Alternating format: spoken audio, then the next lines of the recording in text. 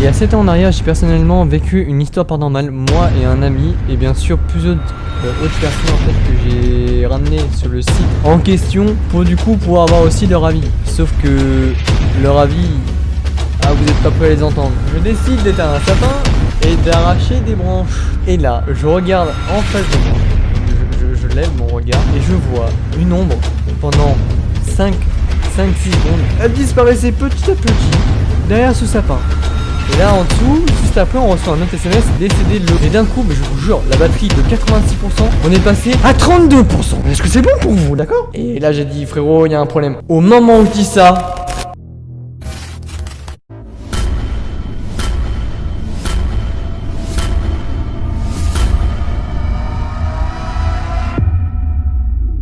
salut les amis, c'est Yalzak et aujourd'hui nous nous retrouvons pour une toute nouvelle vidéo. Bah oui, c'est la suite de la partie 1 de mon thread paranormal. Est-ce que vous allez kiffer? Bah oui. Alors je suis désolé, je tourne cette introduction un autre jour d'où vient l'autre polo et non pas le t-shirt que j'avais la dernière fois. Ça va un peu se voir, mais c'est pas grave, d'accord? Ce qui compte, c'est la deuxième partie. Sur ce, du coup, j'espère que si la première partie t'a plu, bah c'est très bien. Du coup, tu vas avoir la deuxième partie qui m'a été fortement demandée d'ailleurs.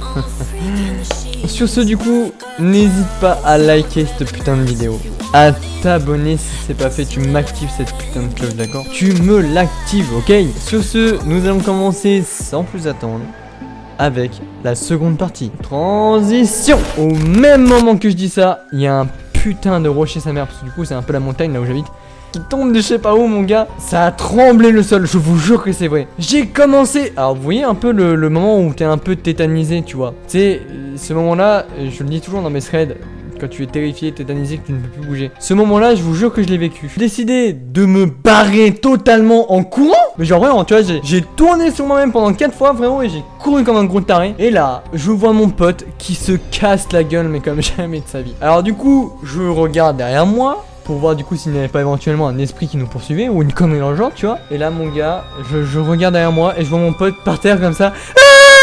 Je vous jure que c'est ce qui s'est passé. Du coup je décide, j'étais à quoi 10 mètres, j'ai décidé de retourner en arrière. Je l'ai chopé par les cheveux mon gars. Comme ça tu vois, je l'ai chopé par les cheveux, je l'ai tiré mon gars. Je l'ai levé par les cheveux, tout ce que je pouvais, la jambe, le pied, l'œil, le nez, tout ce qui est, tout est passé tu vois. Je le lève, on court, on nous sort du bois. Genre tu sais après du coup ça m'a mené dans un petit champ tu vois. On s'arrête. Et là je lui dis mais t'es complètement con d'avoir glissé. Il m'a dit ah mais il y a quelqu'un qui m'a tiré la jambe. Et je lui dis mais vas-y arrête de me faire plus peur que ça tu vois. Je croyais que c'était une blague. On lève son putain de jeans. Et là mon gars on voit 3 traces, pas de griffes, pas comme dans les films, non. Mais tu sais quand on te chope comme ça, violemment, très fort, ça fait des marques, tu sais, rouges. Voilà du coup on verra pas mais du coup ça fait rouge. Et 3 traces de putain de griffures sur son mollet mon gars.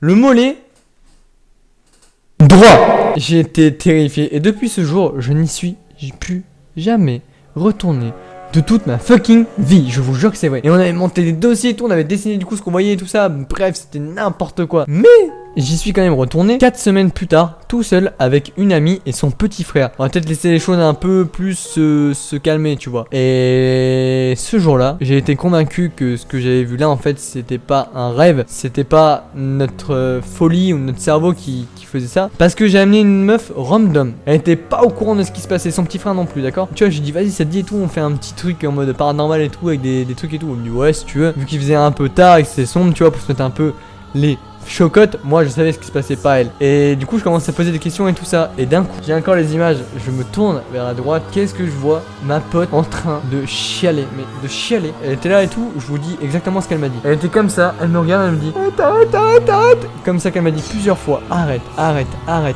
Regarde au milieu des arbres, est-ce que tu la vois?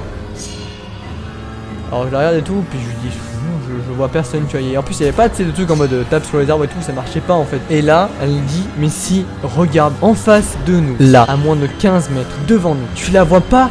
Je dis non je vois pas la meuf. Elle me dit mais elle est comme ça agrippée à l'arbre.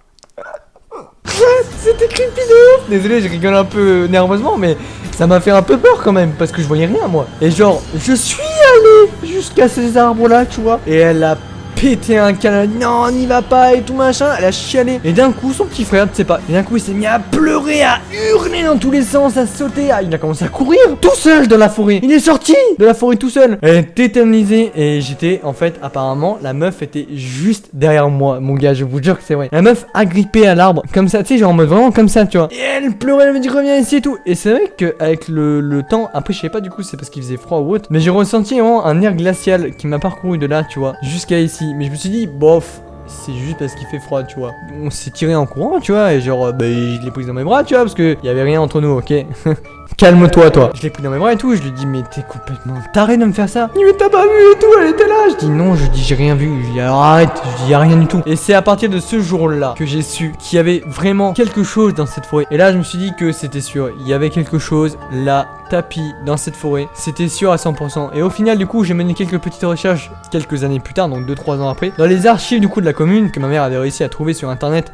Et sur la mairie de je sais plus où. Et au final, il se trouvait qu'en fait, du coup, c'était juste un ancien village. Donc au-dessus de là, il y a mon village, donc 50 habitants à peu près. Hein. Bah au-dessus de cette église-là, il y avait le même village, donc la continuité de ce village-là. Mais du coup, en fait, dans les années 1900, je sais plus, 18, 19, un truc dans le genre, il y a eu une coulée de boue en fait, parce que vu que c'est une montagne, voilà, ça arrive.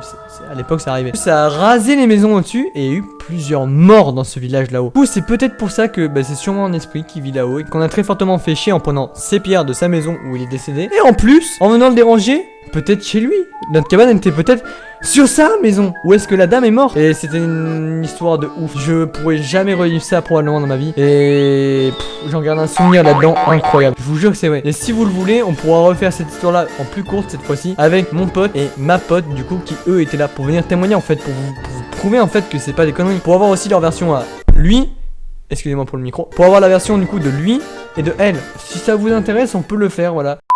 Bref, du coup, si vous avez kiffé, n'hésite pas à me le dire dans les commentaires, voilà. J'ai peut-être une autre petite histoire creepy à vous raconter sur ma vie personnelle. Voilà, plus courte que celle-là va être un peu longue à mon avis, mais bref. N'hésitez pas du coup à très fortement commenter la vidéo, à me raconter vos propres histoires, à liker, mais à partager dans tous les sens. Donc voilà, du coup, si ça vous intéresse de faire ça avec les personnes avec qui j'ai vécu ces petits trucs paranormaux, bah écoutez, je la ferai, je mettrai ça en place tranquillou. Sur ce, je vous souhaite une excellente soirée, une excellente journée. Je vous fais des gros bisous. Et à plus dans une autre histoire. Salut!